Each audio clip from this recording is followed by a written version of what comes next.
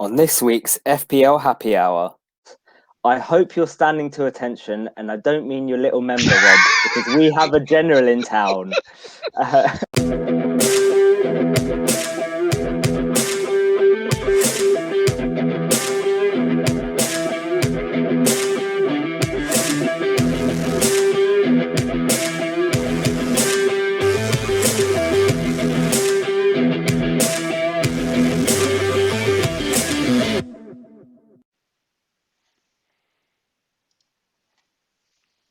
Hello, and welcome to the 11th episode of our podcast, FPL Happy Hour, with me, Sham, otherwise known as FPL 2 Guys 1 Cup on Twitter.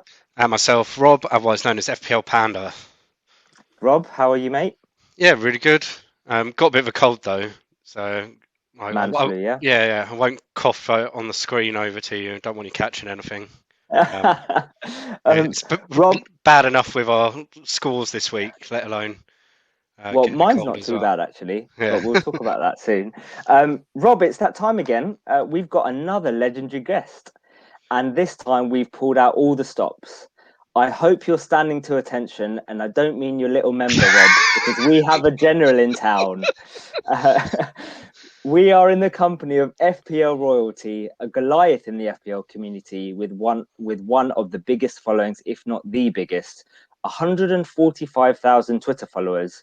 He hosts the very popular podcast, the 59th Minute Podcast, has a very successful Patreon channel, which I myself am a patron of. He's appeared on the official FPL show on numerous occasions, and I thought my highest rank of 6K was something.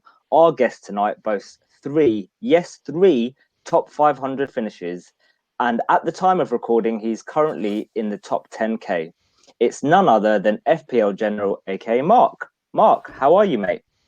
I'm good, Sham. Nice to meet you, Rob, as well. Hi. That might be the best intro I've ever had, Sham. So good. I know it took you about 3 or 4 hours today to put that together. It did. Yeah.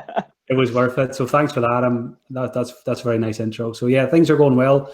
You said I'm inside the top 10K. I'm clinging on. It all depends on Salah. So it's been a rough couple of weeks, which I'm sure we'll talk about. But very happy to be here. Good. Well, thanks for coming on. We both really appreciate it. Yeah, definitely. Just for the record, we're recording during the Wolves and the Liverpool game.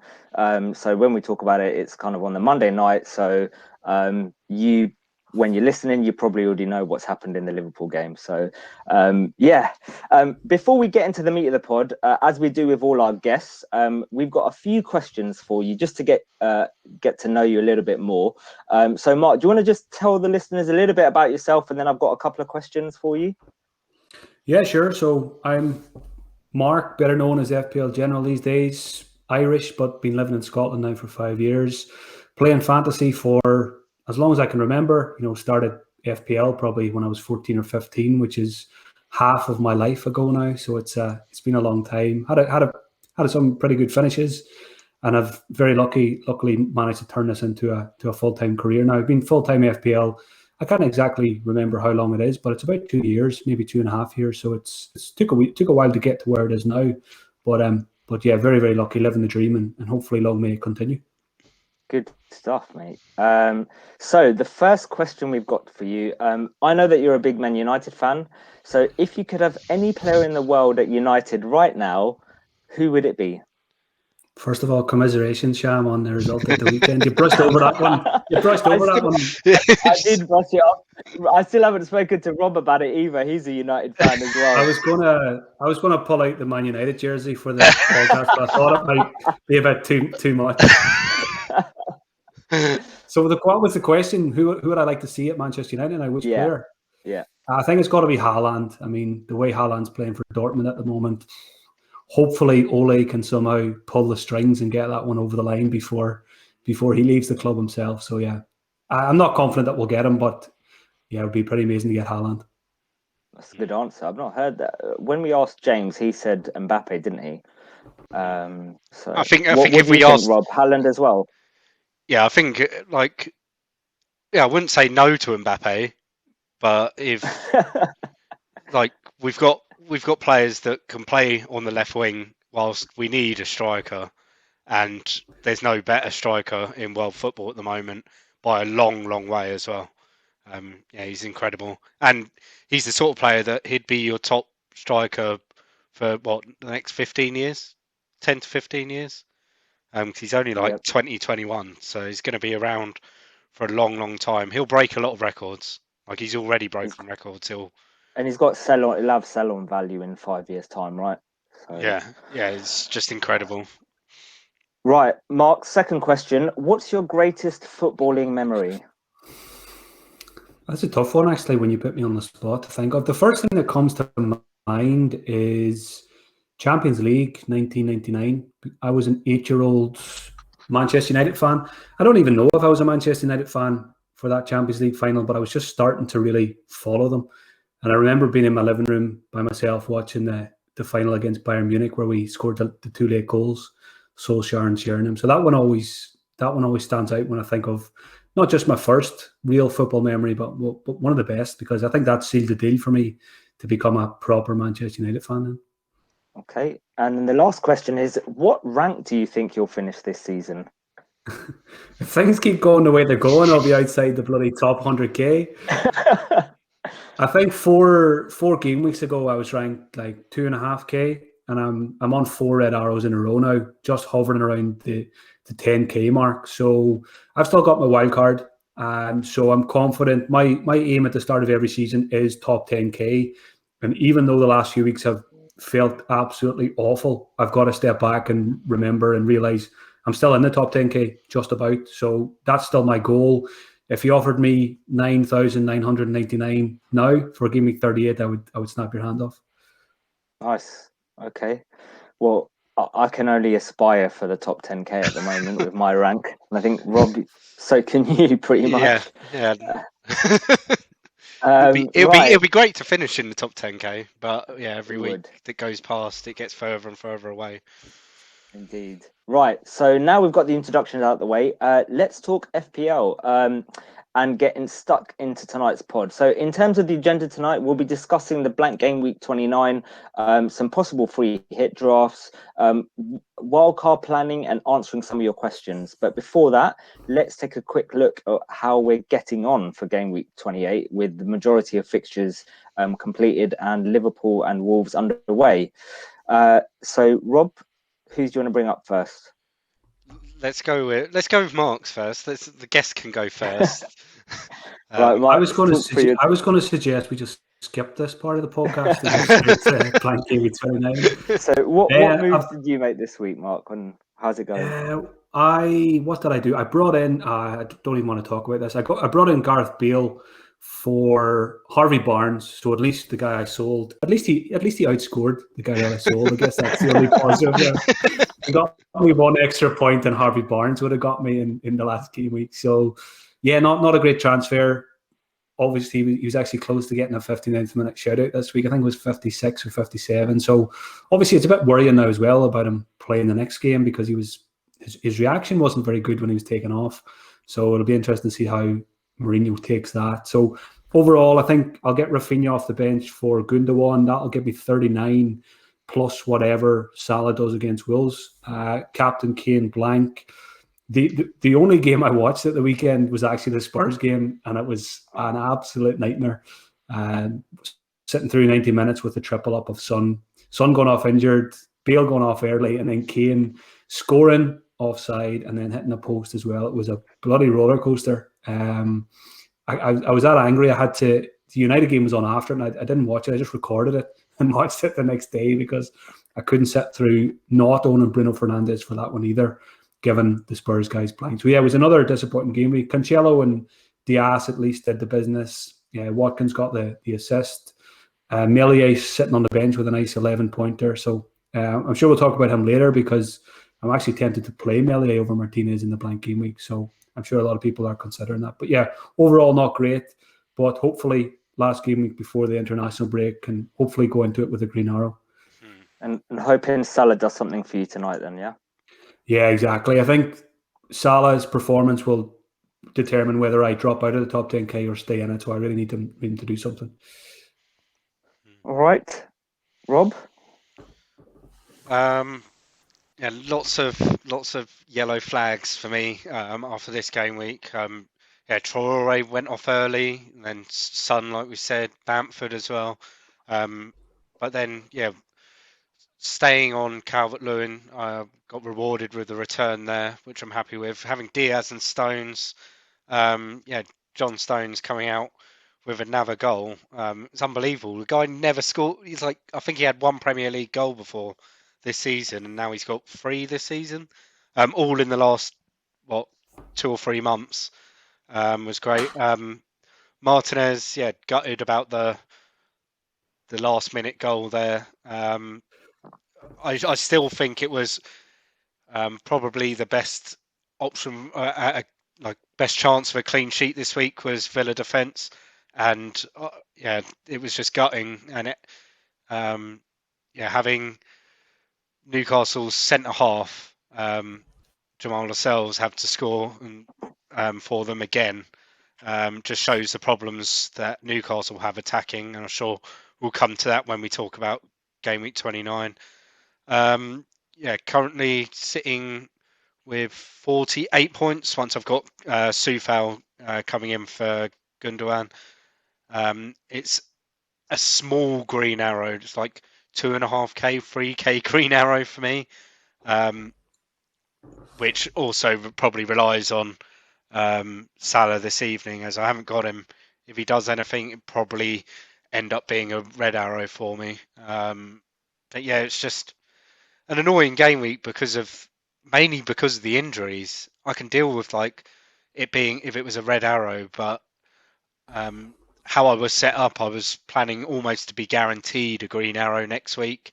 Going into the blank with 11 players would have been amazing, not having to take any hits, and almost having that green arrow set in stone. And now it's looking like I'm bit pear-shaped going forward, and not sure what I'll be doing next, whether I'll take a hit just to get me up to 9 or 10 players, or just seeing how it goes with 8 or 9. Well, what is definitely going to be a guarantee by the end of this podcast is either me and Mark will be really happy, or you're going to be upset, or me and Mark are going to be upset and you're going to be really happy because we both got Salah and you don't. So that's almost a guarantee. Well, yeah. I mean, that was the gamble a couple of weeks ago. It was. I had that coin flip between Bruno and Salah. I went with Bruno. He got the return against City, which rewarded me for keeping him there, and that gave me a decent green arrow. That return. It's. I mean, this week it was always going to be this week. There was then another hurdle to cross with Salah having the slightly easier fixture. Bruno. I did get a bit excited when it came up with him as getting in the assist for Dawson's own goal. But the moment I saw a replay, I was like, that assist is not sticking, because it very obviously came off McTominay first. So at first I thought it was a McTominay goal, because I was about to start saying the Scottish Iniesta to you. But no. So you got rid of Fernandes as well, didn't you, Mark? Because I did, and obviously Rob kept him last week. Yeah, I sold him for Son last week, and all last week I was planning to get him back. I was going to knee-jerk him back in after he scored against City. I was going to get rid of Salah for Bruno this week, and in the end, I just thought it made more sense to get Bale for Barnes, because at least then you've got the comfort blanket of still owning Salah, and you're fixing the Barnes problem. And I was obviously had high hopes for Bale against Arsenal and for Blank Gameweek as well. So hopefully he does start in Blank Gameweek and does well, but at the moment it's not looking great. I don't think anyone could have envisaged that performance by Spurs yesterday. Especially how they have played, how they played against Palace and how they played against Burnley. 2 really good professional attacking performances. And yesterday, I think Lamella's goal was their first shot. Not their first shot on target, it was their first shot on goal for the whole game. And it just showed how they set up. It was just disappointing to see them set up like that, because if they set up to really go at Arsenal and put them under pressure and press the high line, then I think Arsenal would have really struggled with that. But Spurs kind of almost set up for failure. Which, yeah, when you've tripled up on Spurs' attack, it's gutting to see, really. Indeed. Right, should we have a look at my team? Okay, let's have a look at yours. So I'm on 43 with Dallas to come in, 49 with Salah captain. So I'm in quite a good position, actually. I on the pod last week, we went through stats as to, who was the best captaincy. We looked at the Wolves defence, and I basically worked out, actually, I think going against the Wolves defence was the right thing to do, and that's why I went with Salah. So at the moment, it's looking good. I think I'll get a green arrow either way. I'm sitting on 380k at the moment, so I'm looking forward to that. Obviously, Stones and Cancelo finally delivered for me, waiting for that double up. You've had like Diaz, and you've got Diaz and Stones, don't you, Rob? Yeah, every week I've seen every week. I've managed to get away with rotation and everything, and you've had some tough luck with rotation, and then it came good for you in the end. I hate you both for owning Stones. You might be my most hated player this season. I've had Diaz and Cancelo for the last couple of weeks, and you think you're doing well. They're going to get a clean sheet, or they get an attack in return.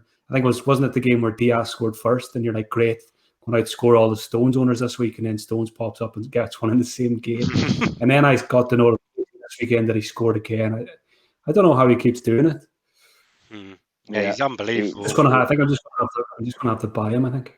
I guess we'll talk about this later, but obviously you've got Wildcard coming up, so that's an option to bring him in, right? Yeah, just to break him, if nothing else.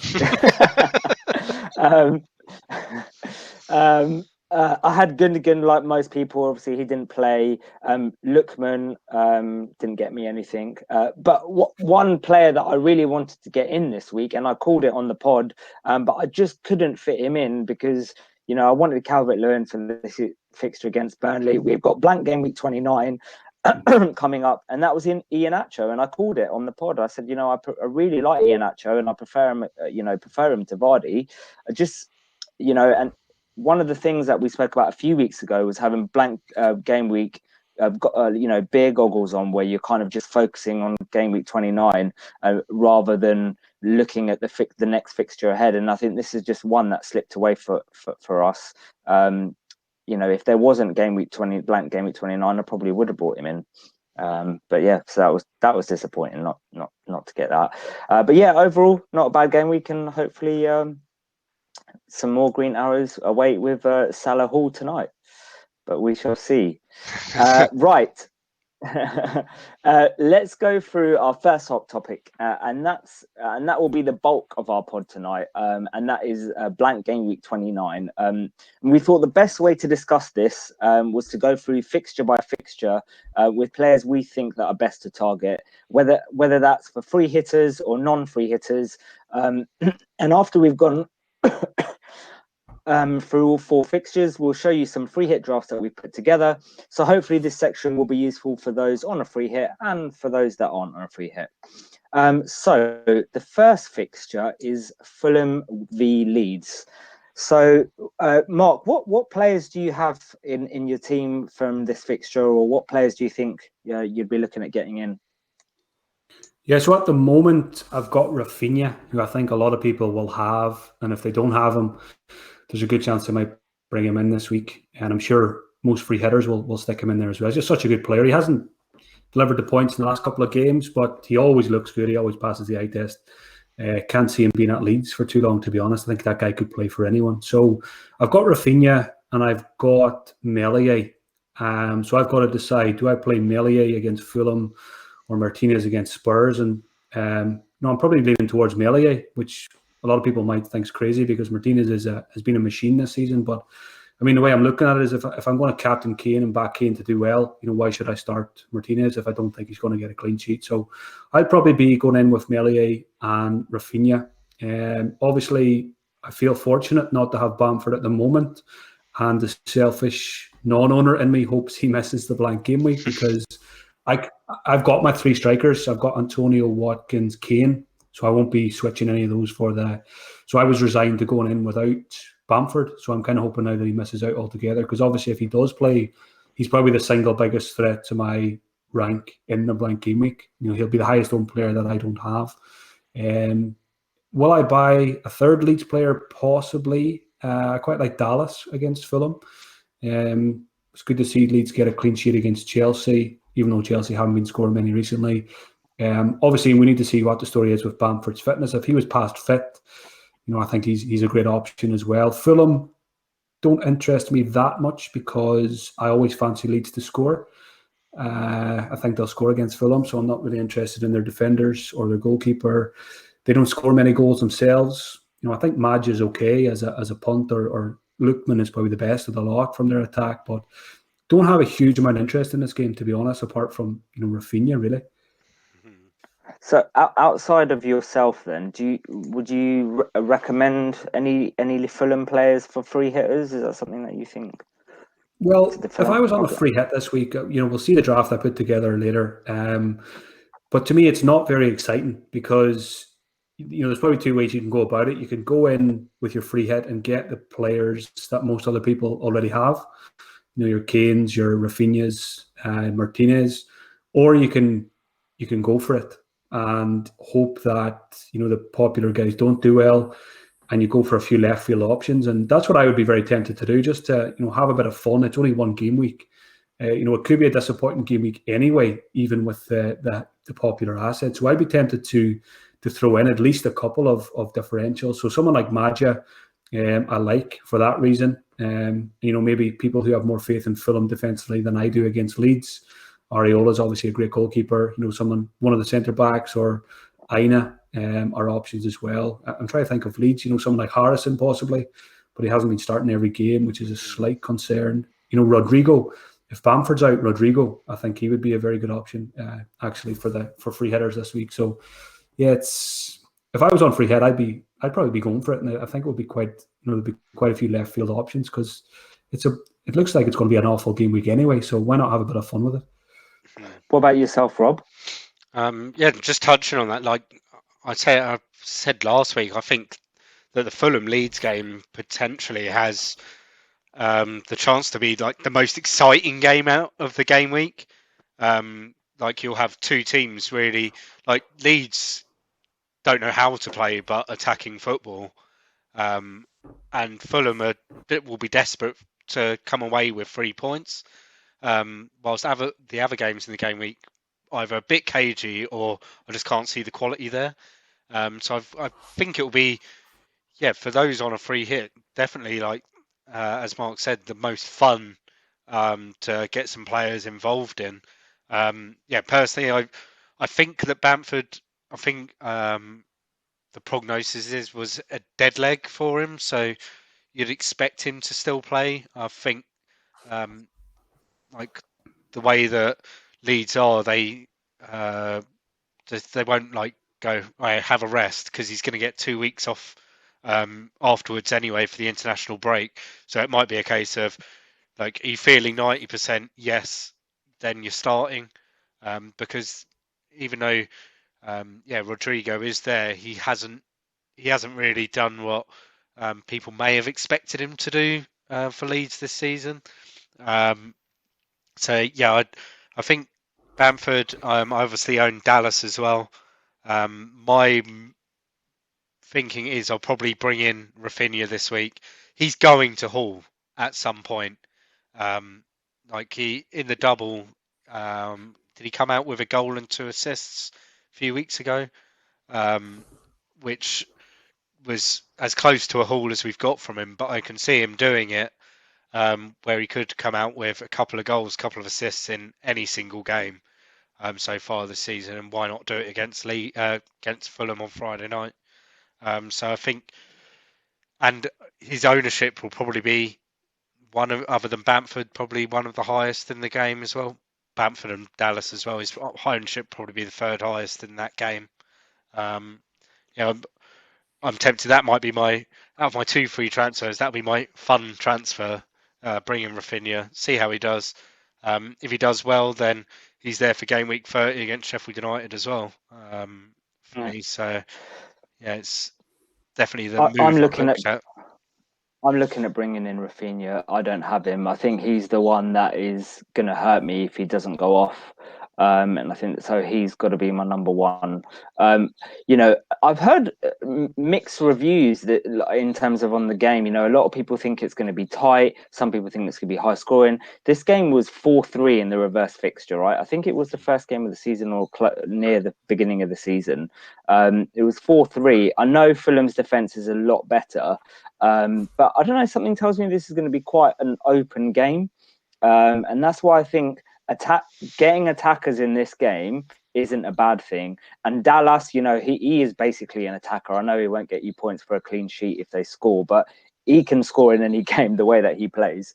So I don't mind Lookman either. I think Lookman's a really good option. I've got him, and I'm actually glad that I've got him because I think he's the type of player that could do really well against Leeds. What do you think of Lookman, Mark? Yeah, I really like him. I kind of wish I had him for this week, to be honest, because I always like any attacker playing against that Leeds defence. Although obviously they were a lot better against Chelsea at the weekend. But Lookman, you know, I was writing an article last week or the week before. I was looking at stats from just this calendar year, so from January onwards, and Lookman was right up there for both shots and for chances created. You know, really, you know, 6th or 7th among all players. So his numbers are really good. He hasn't exploded yet in FPL, but I think it could happen at some point between now and the end of the season. And, you know, if you're going to pinpoint a fixture where it could happen, you know, you'd probably pick out the Leeds one.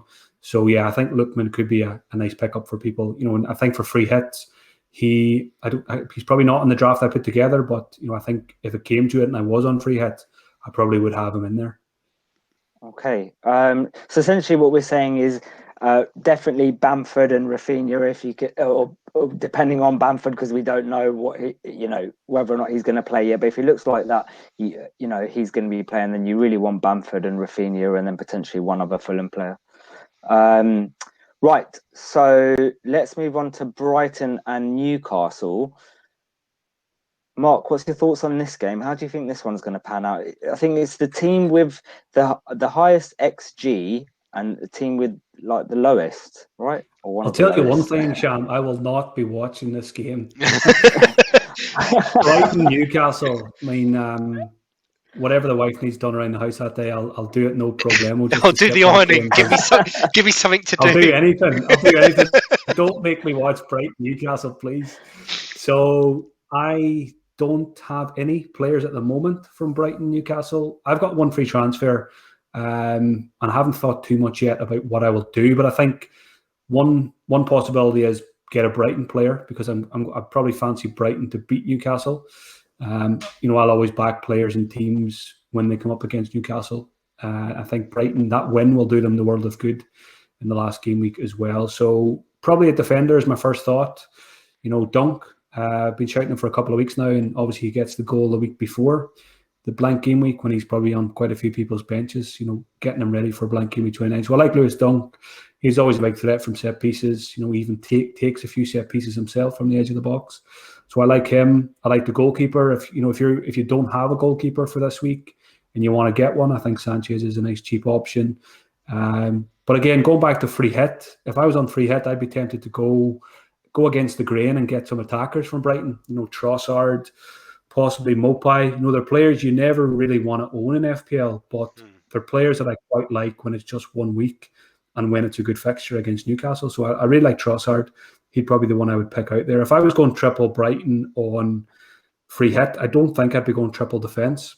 You know, possibly double defence and Trossard, or maybe double defence and Mopai, something like that, or even the double up Trossard Mopai, and just hope that they can, you know, convert those 700 chances that they will have and actually put them in the back of the net. So, yeah, my interest in Newcastle is zero, really. I mean, that game is a possible 0-0 as well. There is universes where that would be a 0-0 quite often. So I think some free hitters will go after the 0-0 in that game and maybe triple up on both defences. You know, go 6 at the back. You know, go three Brighton, 3 Newcastle defenders. But if I'm bringing in defenders on free hit, I want to get attacking returns from them as well. So I'd rather back one team rather than the other. So I mean, Lascelles has been getting a few goals. Rob mentioned them. Don't mind him if you think Brighton will miss the chances rather than score them. So, but yeah, for me, it's more. If I was on free hit, I'd probably have 3 Brighton players and probably no Newcastle players. I'll probably just fill the bench with the Newcastle guys. So is Dunk the only player that you're looking at getting in from Brighton? Or I think for my team, most likely, because I won't be making a striker transfer this week. I've got Bale, I've got Rafinha. Son's probably going to miss out now. So, I mean, if I was going to sell Son or Salah or Gundogan, maybe I could look at someone like Trossard as a differential. But I think I've only got one defender for this week, which is Soufal at West Ham. So it probably makes sense for me to get another defender with my free transfer. So yeah, most likely Dunk, but if I decide to go differential, possibly Trossard instead. One thing that people need to be wary of if they are thinking about, triple Brighton, if you're not on a free hit and you want to bring in loads of Brighton or whatever, is that they play, is it Liverpool next week? I think next week they play Liverpool. So they've got a tough fixture next week. Oh, no, United. Yeah. So it's United they play next week. So they've got a tough fixture. So just be wary of that. I like the Dunk shout. It was, I don't know if you remember, Rob, but it was, for me last week, it was either roll the transfer and bring in Dunk, or bring in Dunk for me last week, and I decided to roll the transfer, and obviously Dunk scores. Sod's law. Who are you looking for from Brighton, Rob? And do you recommend anyone else? For me, I really like the Trossard pick, by the way, Mark. I think that's a really good pick. For me, I think it's Dunk. Originally, it was going to be Veltman, just as someone different, but I noticed, and then I've picked up on a couple of other pods today where he actually moved into more of a centre-back role as Brighton should, because they're very fluid with their formation. They kind of change the formation, so he goes from being a full, like a wing-back, to centre half, and you've got him, like, the potential attacking returns from him just disappear. Whilst then Dunk, he's always going to have those potential attacking returns with the set pieces. So I think I'll be going with him.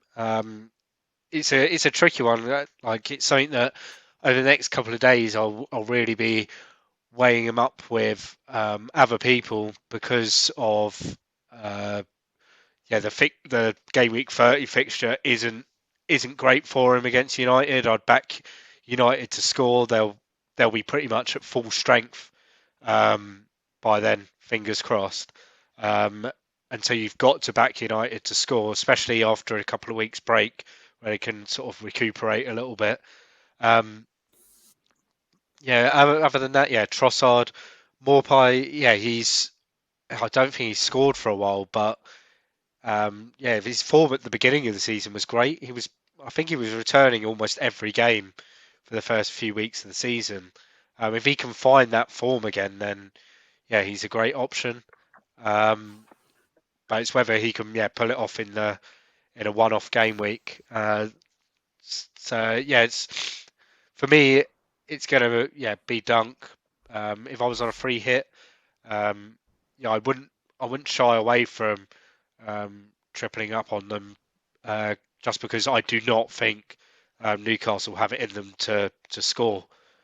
Without Wilson, St. Maximin, Almiron was finding some form, and then he got injured, and it just shows that in their last 5 goals have been from for Newcastle, have been from Almiron and St. Maximin and Lascelles, who scored their last 2 goals, and you can't really see anywhere like anyone else on the pitch that's going to bring them goals. Like, Joel Linton has put himself about and was brilliant the other night against Villa, but like he's brilliant, and then he gets in the penalty area and he falls apart.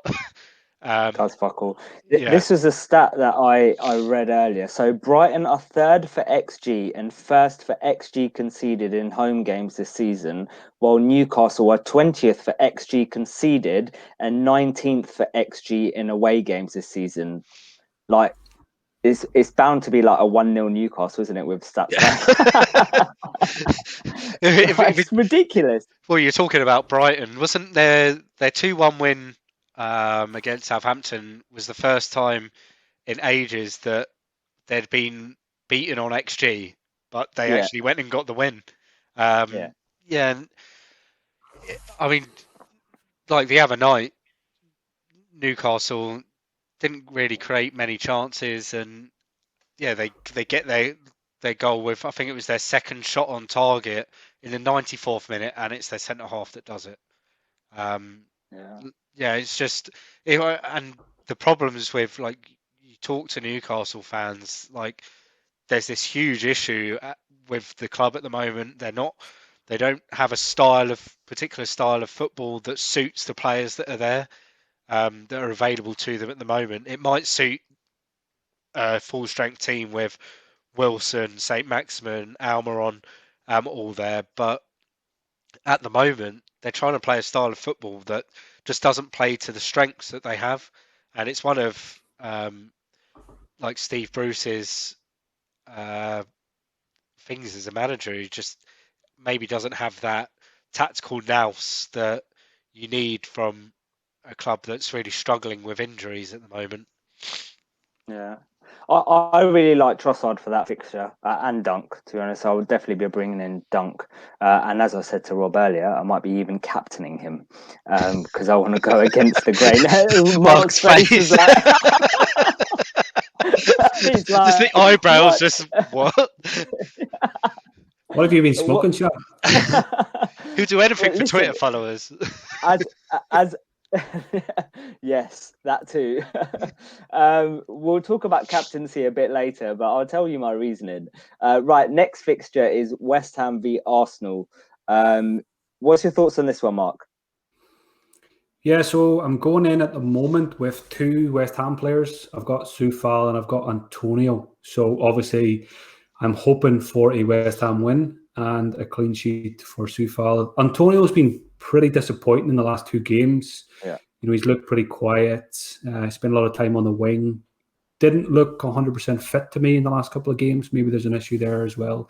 But hopefully he does the business because, you know, most of us own him with Game Week 29 in mind. So it would be nice if it worked out that he was saving all his goals for that Arsenal fixture.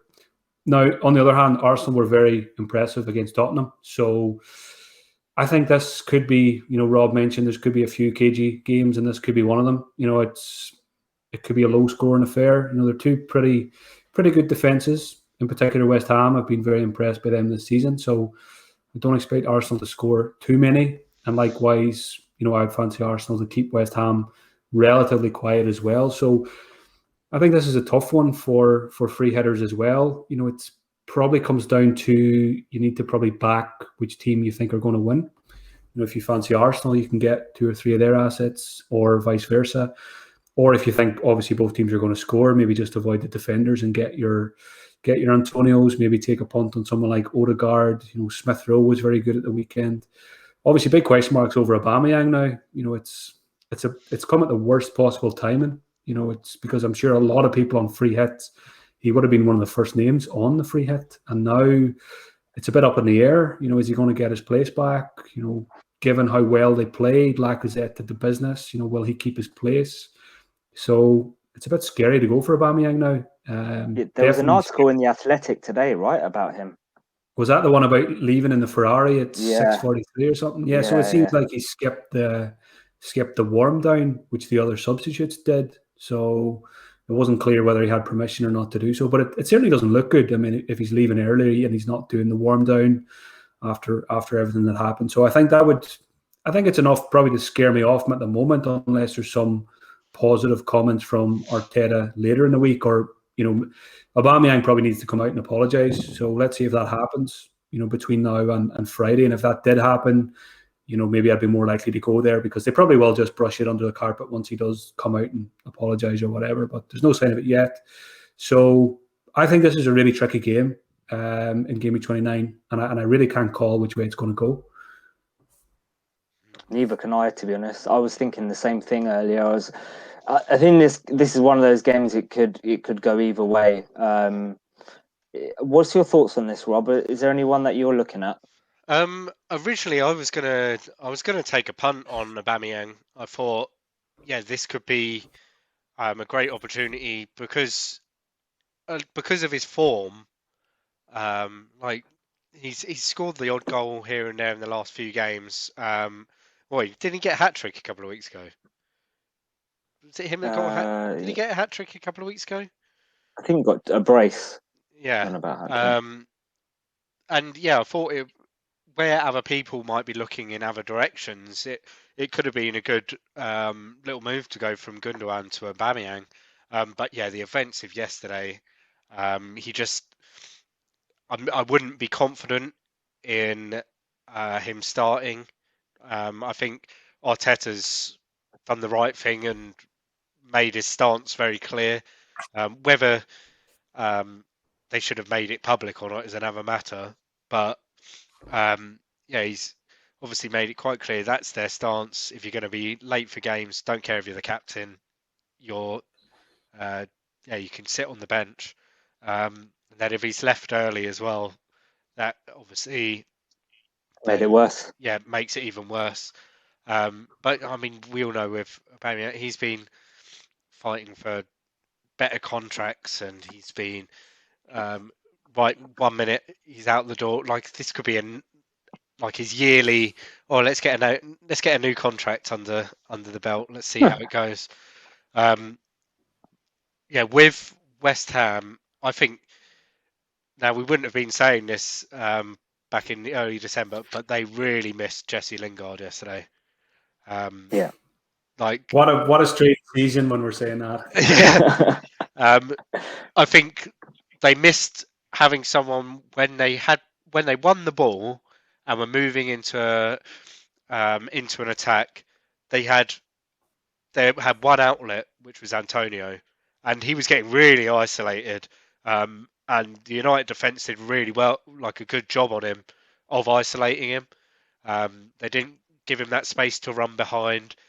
They were always pushing him out wide, and he never really had a chance to really, get a head start on Lindelof and Maguire. Which, if he did, then he wins that race every day of the week.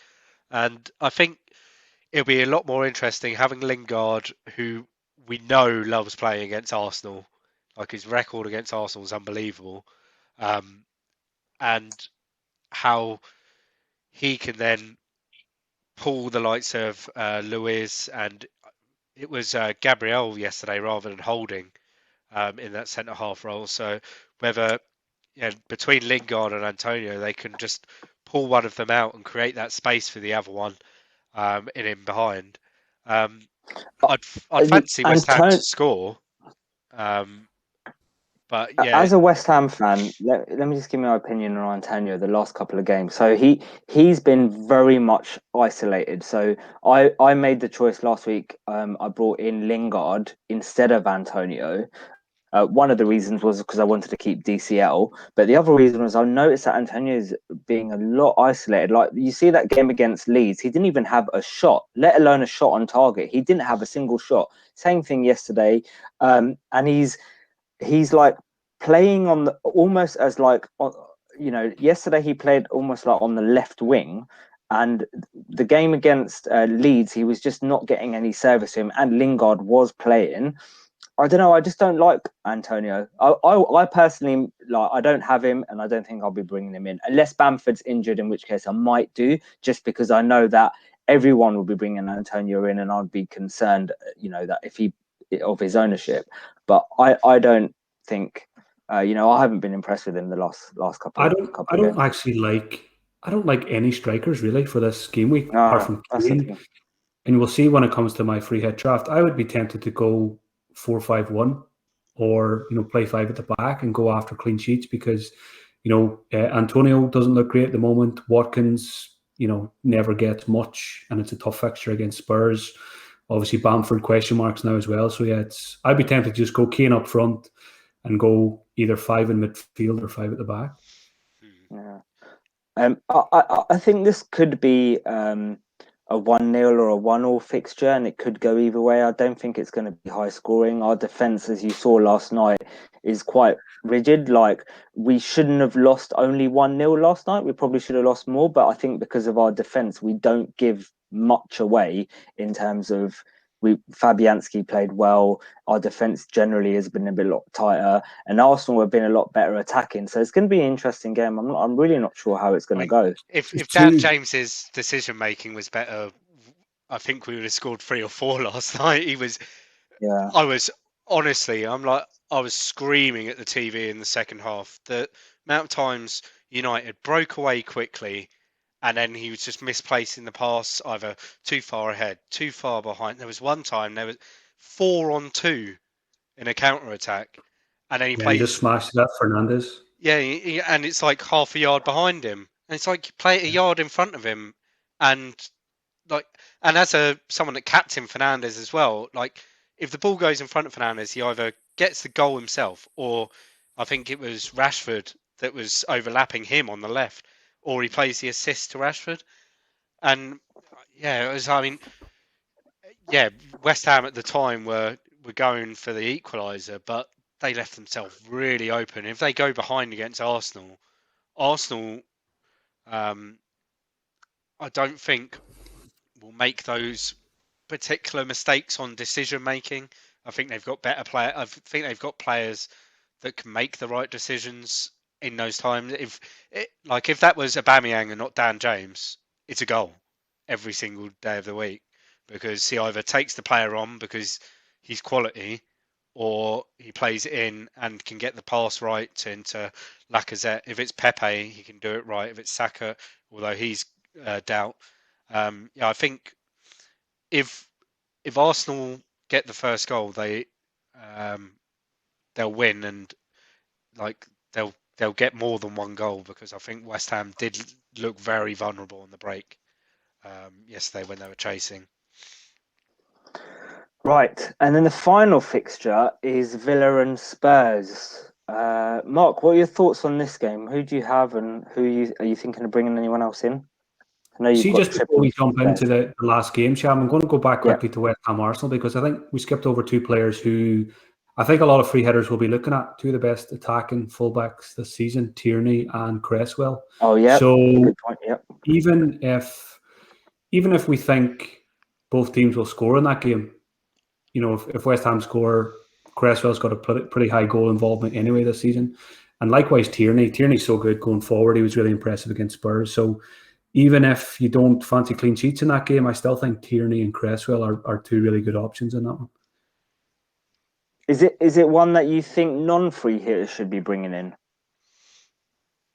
If I was to pick one, it's probably Cresswell, just for that, for those set pieces. But I'm not really giving either of them any thought this week with my one free transfer.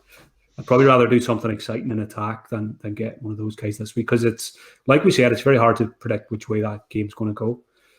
Yeah, I think as well with bringing one of them in, I'd probably lean towards Cresswell because of the fixture in game week 30. Like, he's got Wolves away whilst Tierney's got Liverpool at home. That's something else that would sway. It's I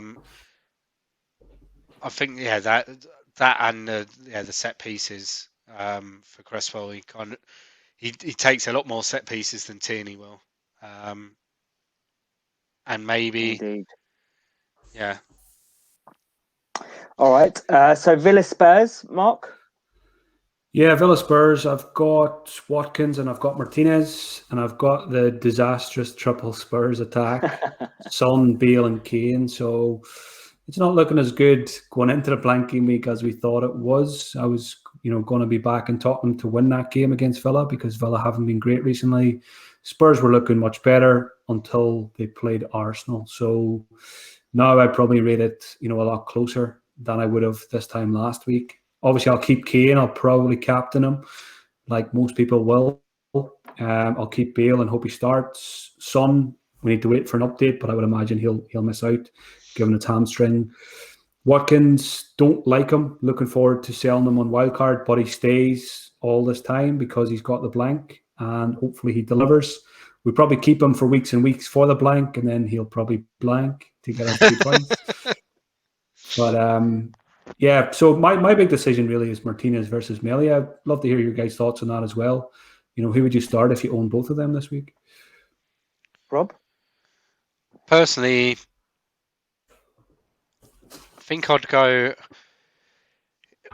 It's one of those where you'd love to see what's going through Mourinho's mind.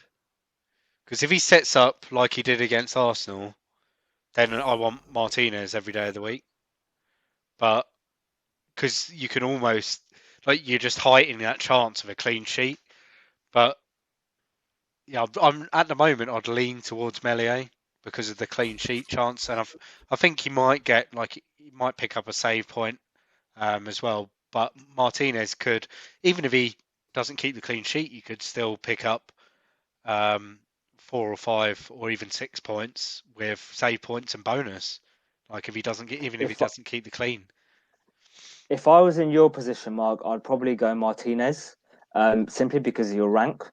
Like you're in the top 10 currently. You're near the top 10k, and the ownership for Martinez in the top 10k is something ridiculous. Like I know overall it's like 40%, so in the top 10k it's going to be much higher than that, especially in next game week.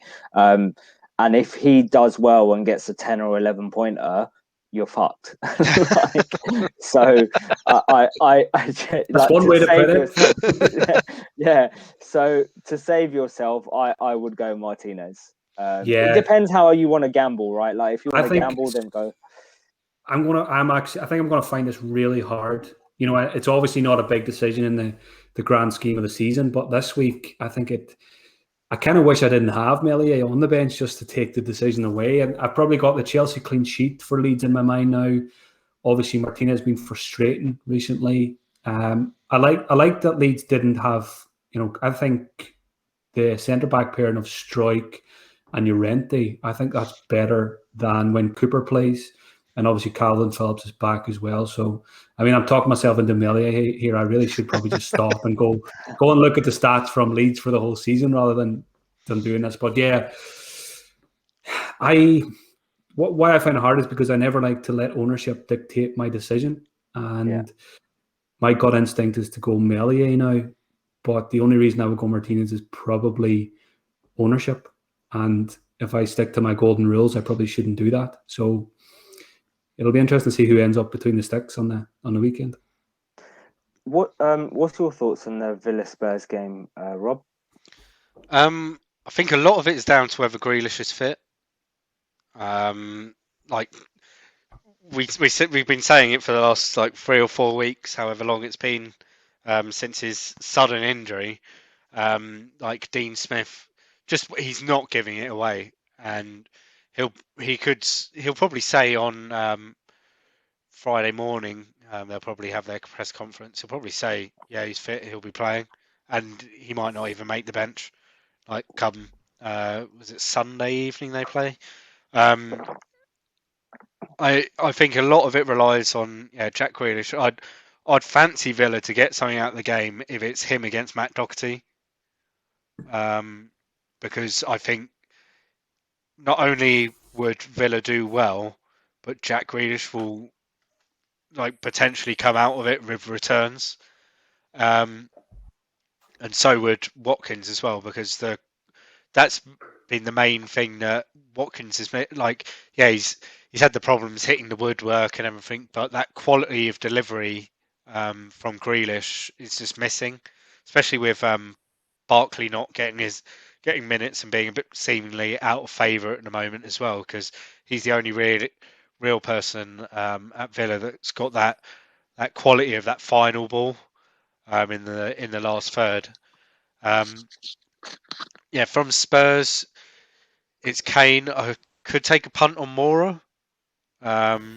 Like he'll be playing in that number 10 position. He was easily the best Spurs player on the pitch for like the last half an hour yesterday. I wouldn't be going with any of their defenders other than maybe Reguilon. He seems to be the most attacking of the defenders, and I don't think you can rely on a clean sheet. So you'd have to rely on him to get an attacking return. I think it's one of those games that was very exciting to look at when the blanks were announced.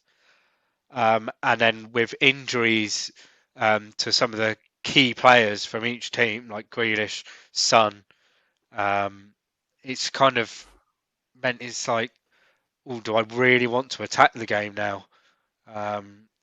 But a lot of people will have the likes of Kane. Some will have Bale with his form over the last couple of weeks, and some might have stuck it out with Grealish, but a lot will have Kane and Watkins in their teams. One question that I think is quite important. I don't know what you guys think on this. So Son's ownership is really high, right? I think it's like 40-50%. Now, with him probably going to be out for this game, is it worth bringing in another Spurs player, someone like Bale or Moura? Maybe Bale, probably. Is it? A lot of people be in a position where they don't know what to do with Son. Do they just keep him on the bench? Do they sell him? And if they do sell him, who do you move him to? Mark, what do you think? It's a tough one, isn't it? Because they've got the good fixture against Newcastle as well in game week 30. So hopefully we get some kind of idea of a time frame on Son before the weekend. We really need that, because otherwise, if it's looking like it's short term, if we just get he'll be back soon. A lot of people will probably just keep him and hope he's back for that Newcastle fixture, for those who are not going to wildcard in game week 30. And I think that's what I'll do if it's not clear. The way he pulled up, it was kind of, it looked like, I'm not Ben Dinnery, but to me it didn't look extremely severe in terms of a hamstring tear. So hopefully he didn't do too much damage. But again, hopefully we get the information. But if we don't get the information, I think I'll probably just keep him and hope he's back for that Newcastle fixture, because it's just a good fixture for someone like Son. And there's international break as well coming up, right? So he has a couple of weeks. So it's just a small pull in the hamstring. Then 2 weeks, and it's not like sort of a player of medium importance to Spurs and to Jose Mourinho. It's arguably like their second most important player in the whole squad.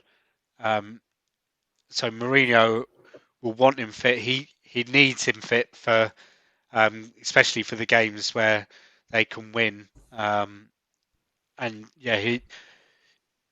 I'd take a Son for 60 minutes against Newcastle rather than risking Bale over the next couple of weeks, because that would be the logical move, wouldn't it? Son to Bale, because Bale could just as easily go and get injured himself, and we mentioned earlier the way he went off yesterday.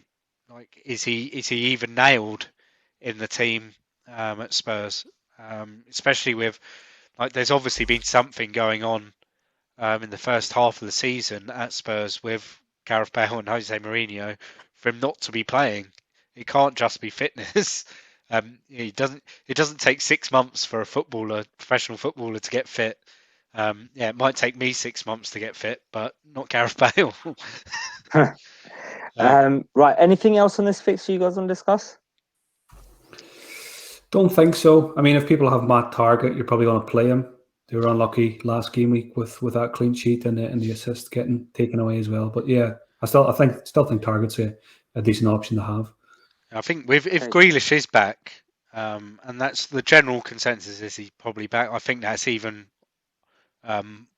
it strengthens Matt Targett's attack and returns, like we mentioned it on the pod last week. That his attacking returns kind of dried up since Grealish's injury, because he isn't making those overlapping runs around Grealish on that left-hand side. And if Grealish is back, then it could open up more returns for that target as we move forward. Okay, should we quickly have a look at a couple of drafts then? So we all put together a draft. Do you want to bring them up, Rob? Yep. Who are we bringing up first? Let's go, Mark. Let's go, Mark. They're all very similar. It surprised. Well, it didn't actually surprise me.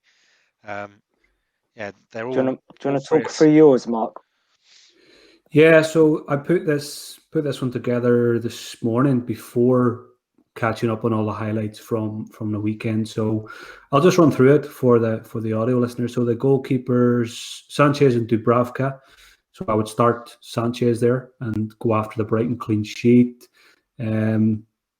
Dallas, Dunk, Cresswell, Veltman, and I think that's Lascelles.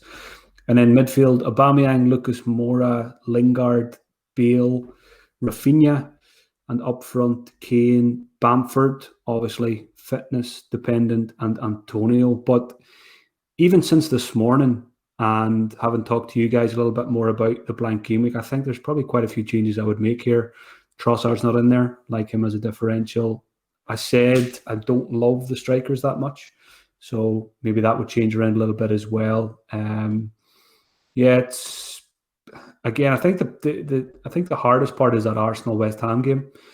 Do you sprinkle a few in from both teams, or do you go after a victory and triple up on one of those teams? But I think I think people on free hit, a lot of players will probably pick themselves. Kane, Rafinha, Sanchez, I think will be popular. Lewis Dunk will also be popular. Dallas, and the strikers.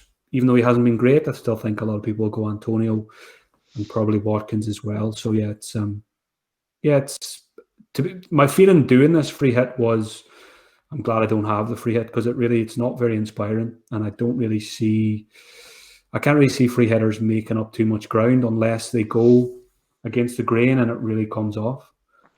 Yeah, I guess on that, for those that aren't on free hit, and I think this is quite an important thing to think about, what players do you think we should be targeting, or we should definitely? I mean, we've gone through all the fixtures and we've gone through kind of the players that we think we should be bringing in, but what would you say is a core 4 or 5 players that we should almost definitely have to make sure we don't fall back too much? Because obviously a lot of us that aren't free hit and will have probably 7 to 9 players, and we don't want to be losing too much rank. Yeah, you say 4 or 5. I'm really struggling to get to 4 or 5. I think go back a couple of weeks ago, we were probably naming 5, 6, 7 players that we should all aim to own for this game week, but quite a few of them have fallen away now because of injury. So, I mean, I think Kane's probably number 1. I would probably put Rafinha number 2, and then after that, there's really not that many that I think you really need to own this guy for this game week. I wouldn't even put Martinez in there because, I mean, if I'm going to back Harry Kane to do well, I don't think Martinez is essential. If you take ownership out of it, maybe a Brighton defensive asset, maybe one Brighton defensive asset if you don't have any. But apart from that, it's slim pickings now, I think. Yeah, I've got Rob, what's your thoughts? Yeah, I've got a feeling that like one Brighton defender, like the ownership percentage it'll be right up there. Like just having the one, because a lot of people with that one transfer going to look at that Newcastle fixture and rightly so want to target it with a defender to face up to them. You'll have a few free hits that might want to go with 2 or 3 against. But yeah, at the moment, like we'll have a quick look at my free hit. And I know, like one thing I noticed was all 3 are very, very similar, with only sort of 1 or 2 different players. It made it easy to create the screenshot for everyone so that it all looked similar. So yeah, my free hit team is exactly the same as Mark's, except from at the moment I went with Smith Rowe instead of Lucas Moura.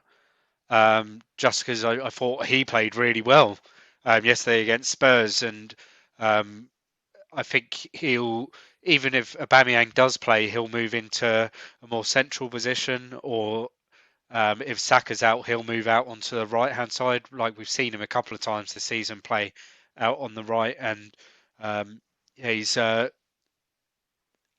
mean, he was being injured for the last few weeks, so we haven't seen much of him. But before his injury, we were obviously bigging up the Croydon De Bruyne, as Martin Tyler has stolen from us.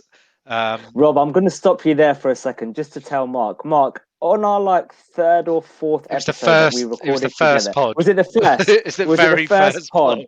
The very first pod that we recorded together.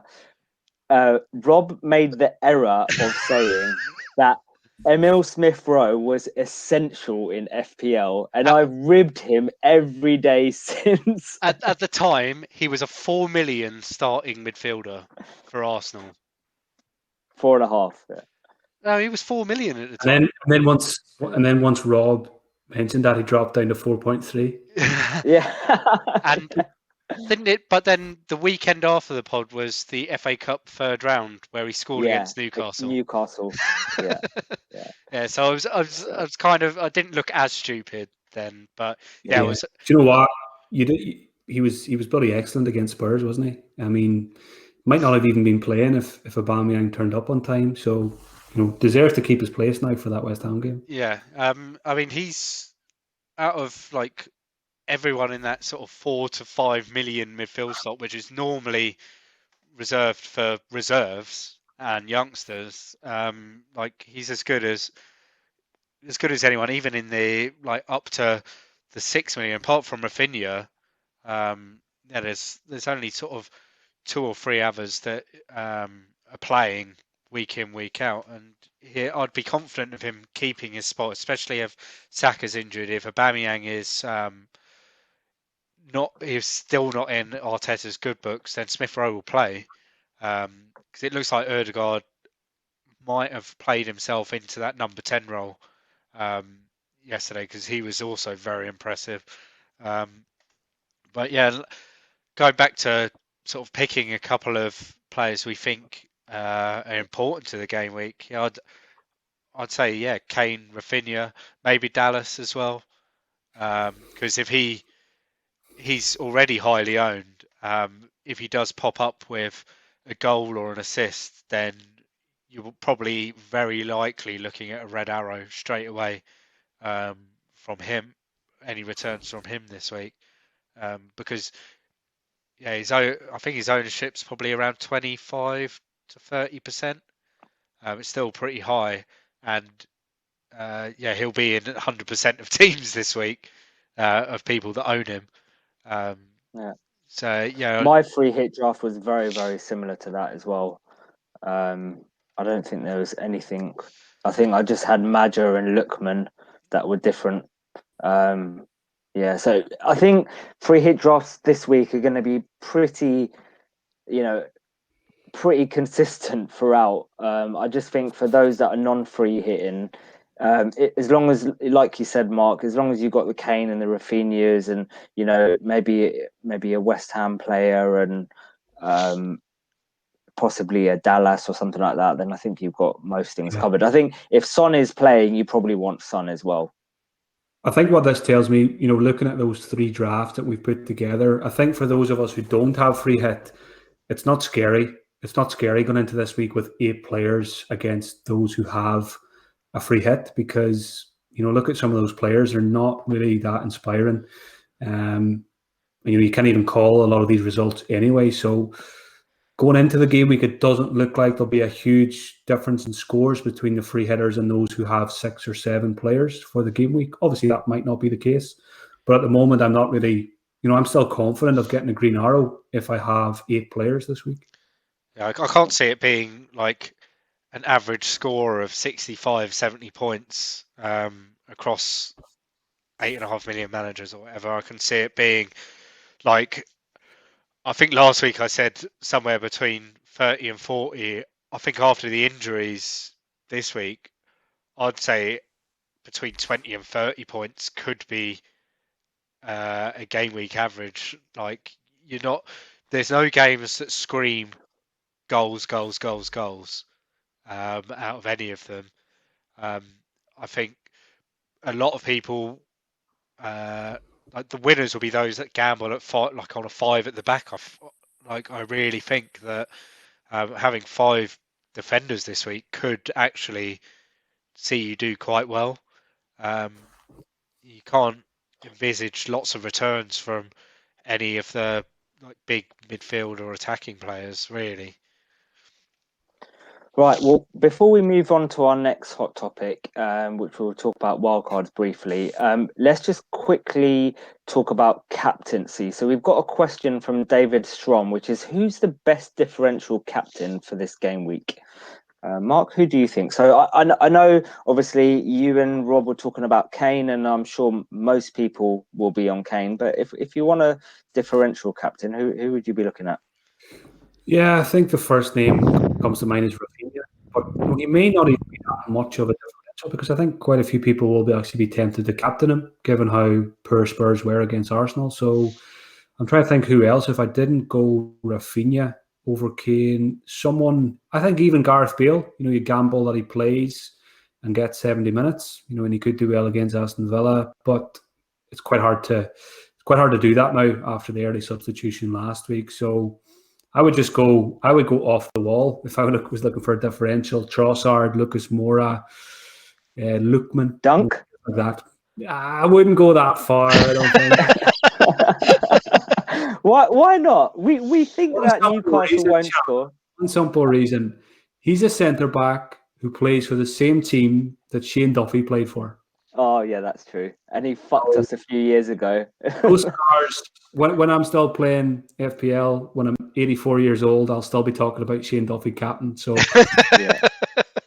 yeah. But honestly, captain that week. Being serious though, I actually don't think dunk captain is a crazy idea because if we're back in Brighton for a clean sheet, we know he's got the goal threat. So, yeah, I wouldn't. I'm not going to talk you out of it. Rob, differential captain. Yeah, I mean, I probably would have gone with Bamford or Rafinha, or Bale as alternatives for Kane. I think there were like Bamford's fit. I think him, Rafinha, Bale will be like the 3 below Kane in like your captaincy standings for the week. Maybe a few people might jump on Watkins. It's a tricky one to find someone other than them. Maybe Lucas Moura, just to go really out there, because we've seen that when they've struggled for goals before from places other than Harry Kane, he has stepped up and provided that. He'll be playing in that number 10 role again. If Spurs turn up and really attack the game like we know that they can against Villa, then he'll get returns. Other than that, a Brighton defender like maybe Veltman, because you've got that potential for attacking returns as well. But I think Kane's ownership is probably going to be the biggest effective ownership of anyone this season. And ever, ever, yeah. He's going to be owned by almost everyone, isn't he? Apart from me.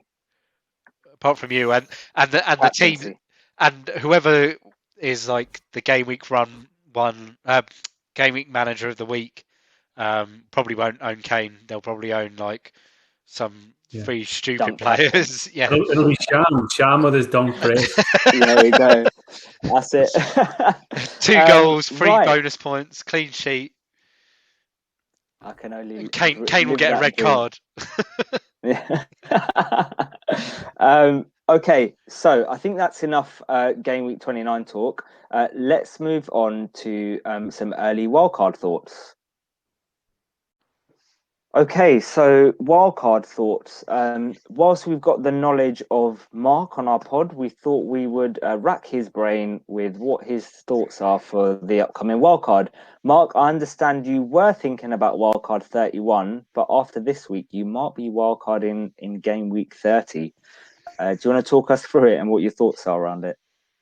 Yeah, so for quite a while now, I've been eyeing up 31, as a lot of people are, because it feels like there's a couple of teams where the fixtures swing a little bit in 31. You know, the teams that have got a good fixture in 30 and it's not so good in 31. I think Leeds, Villa, and Spurs are the standouts for that reason. But I'm not against the game week 30 wildcard because I'm really frustrated with FPL at the moment. You know, 4 red arrows in a row always has you heading towards the wildcard button, I think, regardless of what your plans were beforehand. So basically what I will do is I'll see how game week 29 goes and then see how things look and feel for game week 30. You know, when the game refreshes, I'll look at my team for game week 30, see how it feels good. And if it does, I'll stick to the plan and I'll hold off until 31. But it's just tempting to go a week earlier because things haven't been going well. You want to kind of instantly fix things.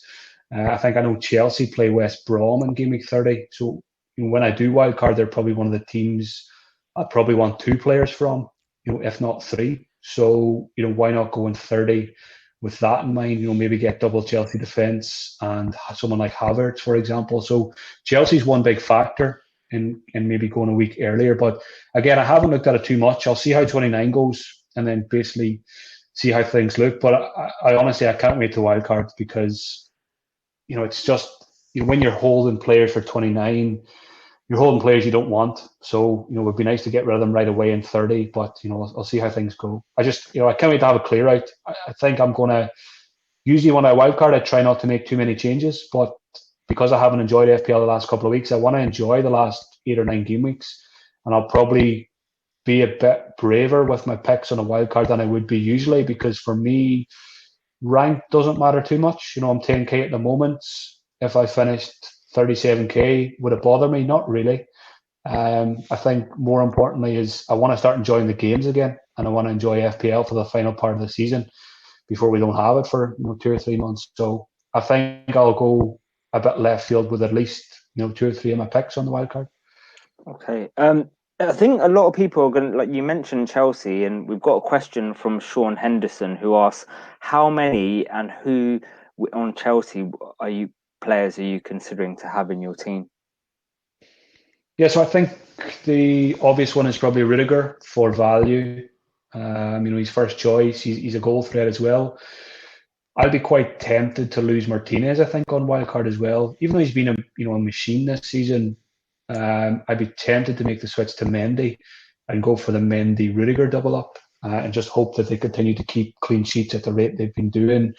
I think we'd all love to go back to Alonso at some part this season. He's like that ex-girlfriend you had 10 years ago and you'd like to just go back for a night. So Alonso's in my thoughts as well. Yes, he doesn't play every week, but quite often when he doesn't play, he gets 0 minutes, so you get your sub anyway. When it comes to attackers, I've probably overlooked Mason Mount for most of the season, so he'll be in my thoughts. Really like him as a player. And Havertz, if he continues to play as the most advanced player, I like Tuchel's comments about him, being a striker rather than an attacking midfielder. So I think at the moment I'm probably leaning Rudiger, Havertz, and possibly a triple up, either Mendy or Alonso. Okay. Rob, what's your thoughts on Chelsea? Who are you thinking? That was something I wanted to pick out, like Havertz, playing almost as a number 9, like slightly deeper, more of a false 9. But yeah, he's gonna potentially pick up a lot of returns, like in the next few weeks. Like if we look from game week 30, they've got West Brom, then they've got Palace, then they've got Brighton, then they've got West Ham, like easiest game of them all, and then they've got Fulham. From game week 30 till 35 when they play City, and like the end of the season for them isn't great. They've got City, then Arsenal, then Leicester, then Villa. But up until that City game, I'll definitely have 3 Chelsea players. And even then, after that, if I've got Havertz, I'd probably keep him after that, and look to, like Mark said, have a couple of Chelsea defenders. Then, once the City game comes around, then move out a Chelsea defender for someone else that's fixtures turn, like Liverpool at that point. Their fixtures really turn for the good, and hopefully they're by then they might have Gomez back. They definitely won't have Van Dijk back, but they might have Gomez back, and having that solidity again at the back, they'll have. I think they're expecting. I've spoken to a couple of Liverpool fans. They're expecting by that sort of last 5-6 weeks of the season to be at almost full strength, apart from Van Dijk. And one of the things that has been important to them is not having to play Henderson or Fabinho at the back, and that's if they can have both of them sitting in that midfield spot again, I think that could be the time to move back to Trent and Robertson towards the end of the season. Chelsea, and then the switch in fixtures in 35 falls perfectly for them into Liverpool. Who else? Arsenal. They've got Liverpool in 30, but then they've got Sheffield United, then they've got Fulham, Everton. Now Decore looks like he's out for a while. At Everton, could that mean they'll start to fall away? I think they will. They just haven't looked good. I think Burnley were brilliant against them, but Everton don't look like they could just bounce back and recover from it. They're a team that's still very much learning how to be a team to challenge in that top 4, top 5 places. So they could be. So Arsenal definitely. And I mean, between 31 and the end of the season, they've only really, I'd say, got Chelsea in 36. That is a tricky game. The rest, like the likes of Saka, Aubameyang, Lacazette, Tierney, all players that will be in and around a lot of managers' squads for those last few game weeks. I mean, their result yesterday against Spurs, that could really kickstart them, because they've threatened all season to put a string of results together, and then little silly mistakes happen, like Xhaka last week against Burnley, like just silly mistakes like that. Maybe that result against Spurs kind of gets their mindset correct to move forward into this last part of the season, because if they go and win, if they beat Sheffield United, Fulham, Everton, Newcastle, West Brom, if they go and pick up maximum points from those games, they're back in with a shout of top 4. Now, whether they go through in Europa League and they continue to concentrate on that is another matter. But I think Arteta he'd actually take getting Arsenal back into that top 4 as a bigger priority than getting a trophy under his belt. I think that would look a lot better for him, especially with some of the team, like how people have written them off this season. Like one stage we were joking about them getting relegated, like in the beginning of November. And it wasn't. It was one of those jokes that it was like, wait a minute, that could happen the way that they were playing, and they put a string of results together. You couldn't go against them making the top 4. I really like Leicester between 32 and 35. They've got West Brom, Palace, Southampton, and Newcastle. And my initial thoughts are, depending on Barnes and Maddison, potentially going Vardy and Iheanacho as a double up top. You've also got like Liverpool have got really good fixtures between 31 and 38, and then Wolves between 31 and 35. We've got Fulham, Sheffield United, Burnley, West Brom, and Brighton. So these are teams that people who aren't wildcarding aren't going to have at the moment. And that's kind of, for me personally, I think that's my main focus, is filling up on these players, because people that haven't got wildcards are not going to be, on the majority of these teams. The quandary that I think a lot of people will have, and I think all three of us in that position, is we've got 3 Man City. Do we stick with 3 Man City? And if not, who are we taking out? Do we take out Gundogan, or do we take out a defender? What's your initial thoughts on that, Mark? My initial thought is it's a bloody nightmare. And, it's really tricky. Really tricky what to do with Man City. They're always a nightmare in FPL, but when it comes to wildcarding towards the end of this season in particular, when the league's basically wrapped up, I can't see myself having very many City players at all. I think I'll lean towards defenders.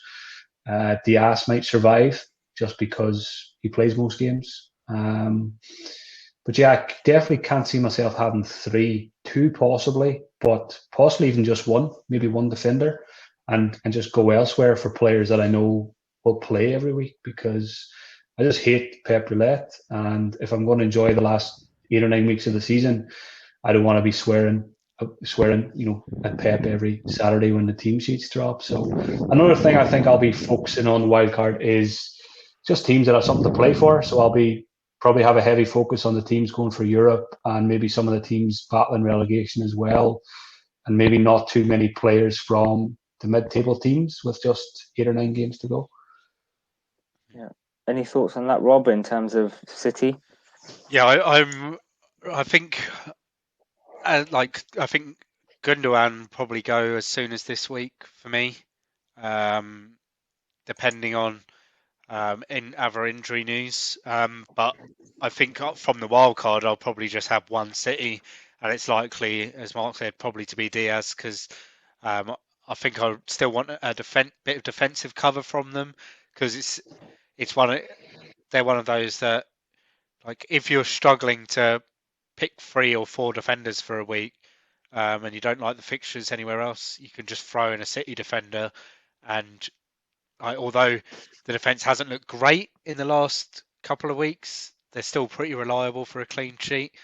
But yeah, my concern with them elsewhere is they've got the League Cup final in game week 33.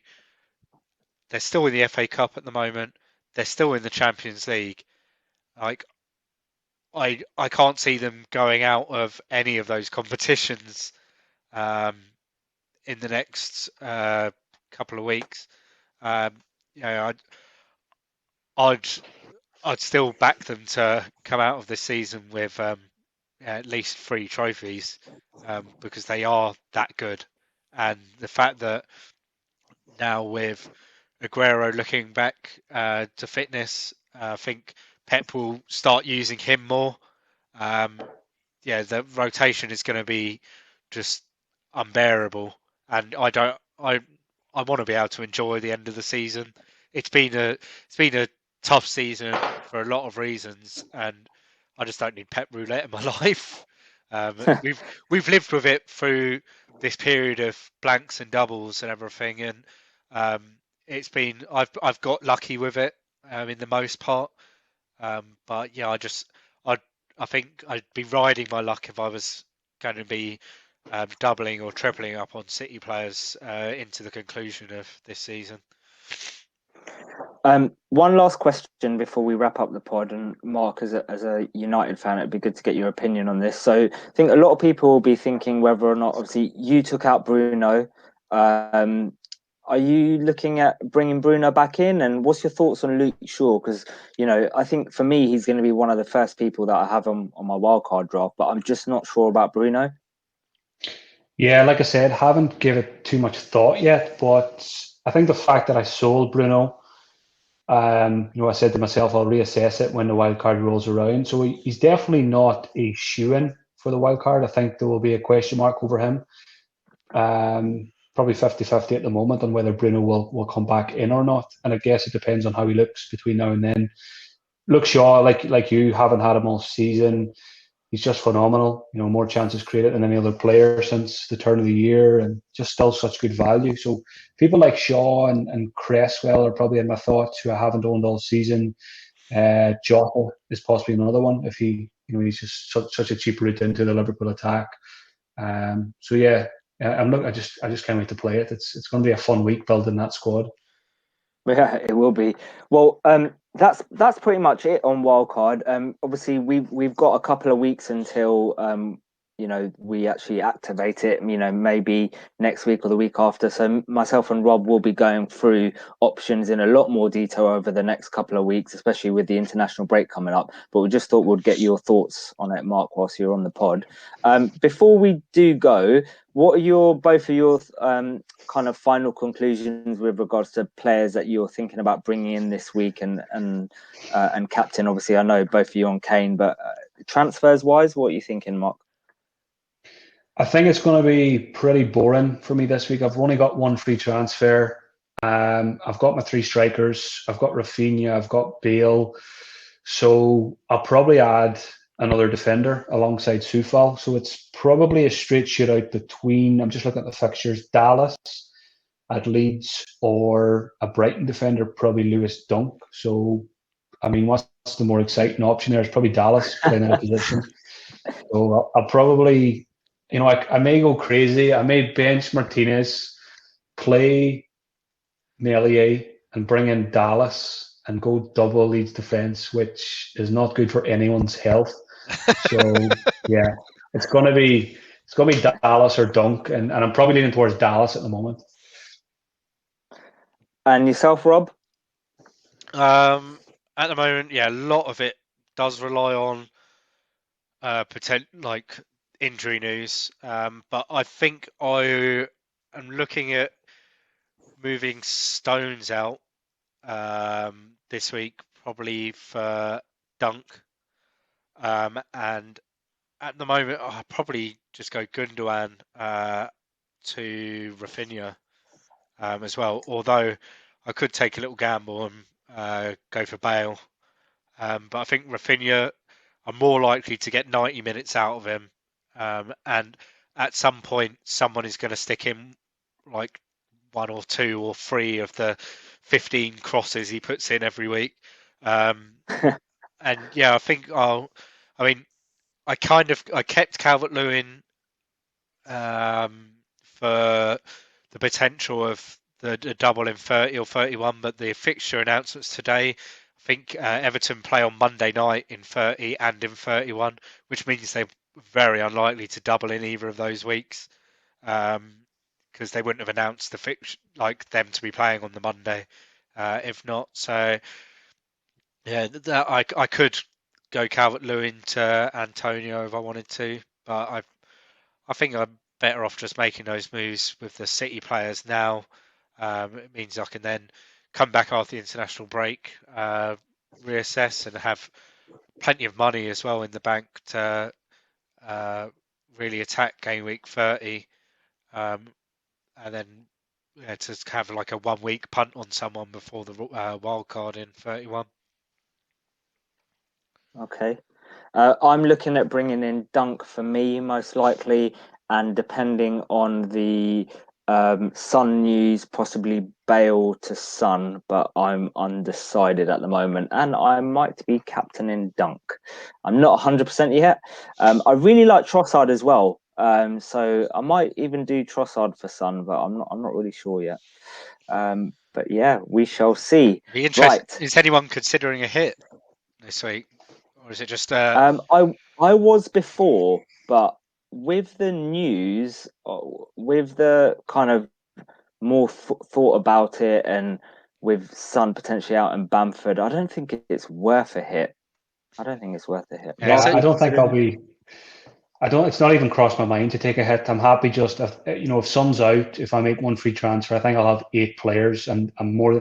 8's the number I've been aiming for the last couple of weeks. I was hoping to have 9 before the Sun injury, but when I'm wildcarding, possibly the week straight after, when I take a -4, I like to give it a couple of weeks to pay itself back. So yeah, I'm just going to make one transfer and just hope for the best.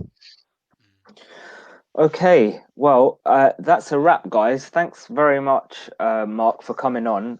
It's been a pleasure, and we both really appreciate you coming on. it's gone pretty quick. Before we go, do you want to tell people where they can find you on social media, etc., and your podcast and your Patreon? Give it a bit of a plug. Feel free. Yeah, first of all, thanks for having me, guys. The pleasure was mine. I always enjoy doing these guest podcasts. It's the closest we get to having a beer in a pub these days is doing a guest podcast. So thanks for having me. Best place to find me is on Twitter at FPL General. Check out the 59th Minute podcast. Should be one released on Tuesday. And my Patreon is patreon.com/FPL General. Perfect. And I vouch for the Patreon. I am a patron of yours, and it's really good content. So Mark puts out an extra couple of pods a week. And there's WhatsApp stuff available, etc., etc. So yeah, check it out. Highly recommended. Cheers, Sean. Thanks for that. No worries, mate. Rob, anything from you before we go? No. What have we got coming up this week? It's another Friday deadline, so probably do another little sort of late night lock-in on Thursday night after Chatman, where we'll hear the results of this week's 5v5 and lock in the 5v5, which there's going to be some slim pickings for next week. We'll probably have to adjust it. Oh no, there's 8 teams playing, isn't there? Yeah, there's 4 fixtures. There's 8 teams. So yeah, we'll be able to get 5 different players for each team. Yeah, and that's about it. Yeah, nothing going on other than FPL with the news that Elite Syrian's been pushed back a month. So yeah, that goes with my special podcast that I was going to be doing. We've pushed that back until we get some form of schedule from Norway. But yeah, so I think that's about it for this week. Just the Thursday night, late night lock-in. Right. Okie doke. So thanks for tuning in. We really appreciate your support, guys. We are a new pod, so any feedback is really important to us. You can find us on Twitter at FPL_happy hour. We're also on a number of podcasts, including Spotify. YouTube channel is FPL Happy Hour. Please like, subscribe, and share, and all your retweets are really appreciated. So until then, have a great game week, and may your arrows be green. Good night. Cheers, guys.